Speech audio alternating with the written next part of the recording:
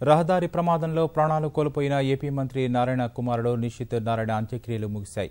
బంధువులు, మంత్రులు, రాజకీయ ప్రముఖులు, తెలుగుదేశం కార్యకర్తల అశ్రునయనాల మధ్య నెల్లూరు పెన్నా నది తీరంలోని బోడిగాడితోట శ్మశాన వాటికలో అంత్యక్రియలు సంప్రదాయబద్దంగా జరిగాయి.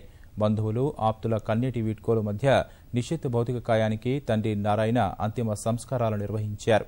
నారా లోకేష్ సహా 18 మంది మంత్రులు, ఎమ్మెల్యేలు, రాజకీయ ప్రముఖులు, అధికారులు, పలు విద్యా సంస్థల ప్రతినిధులు, సన్నిహితులు పెద్ద ఎత్తున హాజరయ్యారు. కళచూపు చూసేందుకు భారీగా తరలివచ్చిన తెలుగుదేశం పార్టీ అభిమానులు, నిశిత్ స్నేహితులు కన్నీరు మున్నీరయ్యారు. మంత్రి లోకేష్ అన్ని కార్యక్రమాలు దగ్గరుండి పర్యవేక్షించారు.